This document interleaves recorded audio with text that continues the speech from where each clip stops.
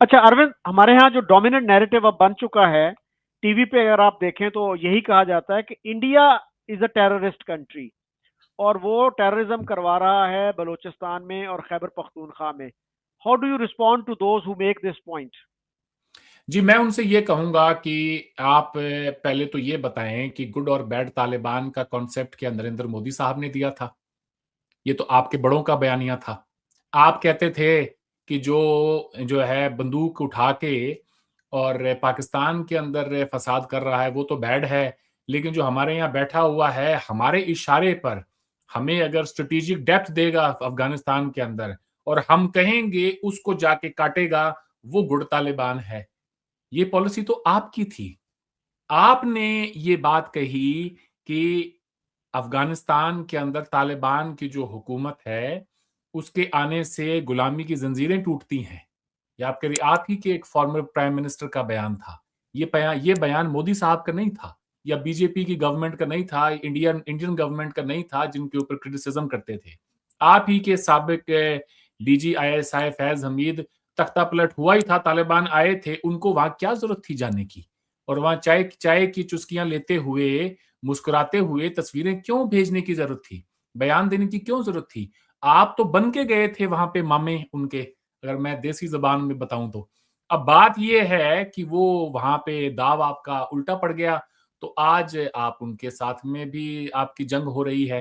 अच्छा, फिर ये है, आपने एक मर्तबा जब तख्ता पलट हुआ अशरफ गनी हुकूमत का, आपने एक मर्तबा क्या ये कहा कि ये जो हुकूमत आई है तालिबान की अफगानिस्तान में, ये एक इलेजिटिमेट हुकूमत है, ये बंदूक के जोर पर आए हैं, ये आवाम के वोट पे नहीं आए।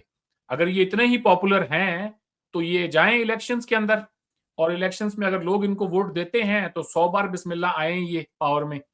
लेकिन आपने ये बातें नहीं कही। आज डीजीआईएसपीआर लेफ्टिनेंट जनरल अहमद शरीफ चौधरी साहब अपने जो प्रेस ब्रीफिंग में कहते हैं कि जी हुकूमत तो तालिबान की इलेजिटिमेट है। तो आपको ये ख्याल तब नहीं आया 15 अगस्त को 2021 में जब ये आए थे नए नए? अगर हुकूमत इलेजिटिमेट थी तो आपके साबिक डीजीआईएसआई वहां पे क्या कर रहा था? आपको तो अपने मुल्क में बैठ के बयान देना चाहिए था कि ये हुकूमत जो है हम इसको जो है अपोज करते हैं। मगर उस वक्त आपका बयानिया ये था कि अशरफ गनी की हुकूमत फैसिलिटेट करती है हिंदुस्तान की जो इमाह पे, हमारे यहाँ पे दहशतगर्द जो हमले होते हैं उनको। उससे पहले यही बयानिया आपका जो है हामिद करजाई साहब को लेके था। तो मैं तो पाकिस्तान के ये जो हुक्मरान तबका है इनसे, या जो पॉलिसी मेकर्स हैं, इनसे ये पूछना चाहूंगा कि भाई अगर पाकिस्तान के अंदर इस्लामिक रिपब्लिक हो सकती है, यहां पे लोगों को वोट का राइट हो सकता है, तो अफगानिस्तान में क्यों नहीं हो सकता? और अगर अफगानिस्तान के अंदर कोई शरी हुकूमत हो सकती है जिसको आप वेलकम कर रहे हो, जिसके लिए आपका प्राइम मिनिस्टर उस वक्त का इमरान खान कह रहा हो कि मैं मुबारकबाद देता हूं अफगान अवाम को गुलामी की जंजीरें तोड़ने के लिए, तो अगर वो अपना निजाम पाकिस्तान के ऊपर मुसल्लत करना चाहते हैं तो आपको क्या मसला है उससे? आप ये तो ना कहें ना कि हमारे लिए तो इस्लामी जमहूरिया होना चाहिए मुल्क, उनके लिए एक शरी हुकूमत होनी चाहिए। What is good for the goose is good for the Gander. ये पाकिस्तान के अंदर कॉन्ट्रडिक्शंस हैं कि हिंदुस्तान में आपको एक सेक्युलर हुकूमत चाहिए, अपने लिए आधा तीतर आधा बटेर वाली इस्लामी जमहूरिया चाहिए। अफगानिस्तान में आपको एक जो है तालिबान जैसे वहशी दरिंदे जो हैं वो आपको चाहिए। तो जिस दिन आपकी ये पॉलिसी होगी कि यार वोट देता हुआ मुसलमान अगर हमें यहां अच्छा लगता है, तो काबुल में भी अगर वो वोट डाले तो क्या ही बात होगी?